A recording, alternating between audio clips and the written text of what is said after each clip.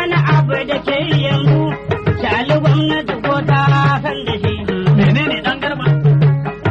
Menene? Idan ba ta san shi ba, za mu zo mu sanar da ke. Gwamnati kwanaki bincika. Gwamnati mu za mu sanar da ke yanzu.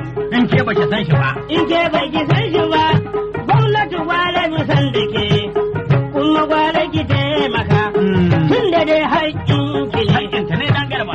Mu talakawa mun gaji. Yau ma dai ga ma a cikin shirin ga koshi ga kwanan yunwa na wannan rana. Za ku ji cewa tun bayan da ƙasa Amurka ta aiki wa Najeriya da kashedi cewa ya kamata ta shiga taitayinta wajen inganta tsaro maimakon fifita harkokin siyasa. An ce yanzu haka hotuna da yawa na takarar Tinubu a shekara ta 2027 tana an kakkaɓo su ƙasa. Sai dai a jihar Kebbi al'umma har yanzu suna da ra'ayin riƙau cewa gwamnatin jihar Kebbi ta fi fifita harkokin siyasa da liƙa fastoci maimakon ba da himma kan harkokin tsaro. Abin da ya samu ka ce ma yanzu kwan dubi irin tashin hankalin da muke ciki da irin talauci da irin fama da mutane rashin tsaro da aka fama da shi na kowace jiha kusan na jihar Kebbi gaba ɗaya kusan local government 21. To ina ganin kalli su hakila ba a wuce sam local government 5 waɗanda azzani lafiya lau. Amma sai a iske cewa kullum in ka duba banonin ga karuwa ɗaya suka a cikin jihar Kebbi. Babu ruwan su taron siyasa suke yi, liƙa wannan bana suke yi, musannan har su kansu 'yan siyasa ƙoƙarin suka yi ma 'yan an ka bi in unguwa kuma babu wannan bana to babu wasu ayyuka da za a yi muku da kansu suka haɗi su ce shi ya kaza babu wana. A harkar siyasa an kashi ba muhimmanci kuma duniya ta sani. Sannan yau akwai wasu abubuwa da mutanenmu ko muna so mu nuna damuwa sai kuma mu ji tsoron wani mataki da kan iya biyowa baya saboda mun ga misali da wasu. Shi yasa muke ƙara cewa an hiba siyasa muhimmanci bisa ga rayukan. Wanda yake daga tsagin gwamnatin jihar sun fito sun kareta wancan zargi. Wannan ba gaskiya na ba domin jihar Kebbi kamar da ni faɗa kuma in sha faɗa jihar Kebbi jiha ce ta zaman lahiya jiha ce wadda mai girma gwamna ƙwaron gundu gwamna ne wanda bai damu da musguna ma 'yan adawa ba. Ina faɗa ma ko shekaran jiya da mai girma gwamna ya dawo daga Abuja ya dawo a Kebbi da dawo a te kamin ma shi shiga ofis ne shi fara aiki abin da ya fara yi sai da ya gwangwaje jami'an tsaro na sojoji da manya-manyan motoci har guda 6. Da sauran batutuwa da za su zo a cikin wannan shiri wanda kamar kullum kungiyar Kebbi Youth Progressive suke ɗaukar nauyin kawowa ƙarƙashin kwamarar Musa Kalla sunana Kabiru Inuwa wato Malam Zirge Dan Muhammad daga nan birnin faɗi gaskiyar ka dan Allah sai ku biyo mu. Wani abu da ke yanzu, shali gwamnati ko ta san da shi. Menene dan garba?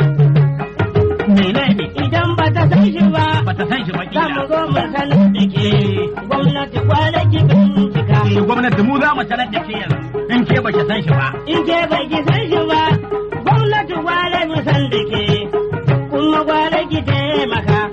Tun da dai haƙƙin ki ne. Haƙƙinta ne dan garba. Wato babu shakka manufar kowane irin ɗaki kai ɗauki ga wanda ya gina shi ta hanyar laɓewa a cikin shi ya kwanta ya huta ruwa da iska duk sai dai ya ji labari. Amma daga lokacin da rufin ɗaki ya ɓace rana guguwa da iska suka zama 'yan gari a ciki wancan ɗaki ba sauran kariya balle a zauna a cikinsa.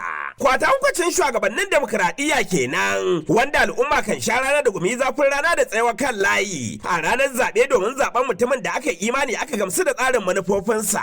To amma da alama yanzu haka dai a matakin gwamnatin tarayya da matakin gwamnatin jihar Kebbi wasu al'umma na kokawa da cewa maimakon yi wa matsalolin al'umma da kansa kwara an bar su a baya an fi fifita harkokin siyasa musamman maimakon inganta harkokin tsaro. Ko da yake irin wannan zargi da kira ya fi kamari a jihar Kebbi wanda yanzu haka ya zama jarin juyawa al'umma kusan kowace irin safiya saboda halin juyayi da ake fama musamman tun lokacin da labari ya inganta cewa an kwashe ɗaliban nan su 25 da kuma kwashe manoma 45 a dankuwar Sagu daga baya kuma mutane 9 aka ce har an ƙara da 4. Amma kafin mu je ga zargin sakacin da ake zargin gwamnatin jihar Kebbi dan Allah suro ta kalmar kamar da ya fada birnin tarayya Abuja domin kamar yadda ya sani gwamnatin ƙasar Amurka ta yi wa gwamnatin Najeriya gargaɗi da kashedi har da barazana cewa tana sakaci da tsarin al'umma ta hanyar fifita harkokin siyasa maimakon tsaro wanda abin jin daɗin gwamnatin tarayya ta risina ba musu ba faɗa ta karɓi wancan kira inda ta manyan fastoci da wasu masoya suka makale suna buƙatar cewa shugaba Tinubu a karo na biyu yanzu haka an ba da umarnin ana cire su ana dawo da su ƙasa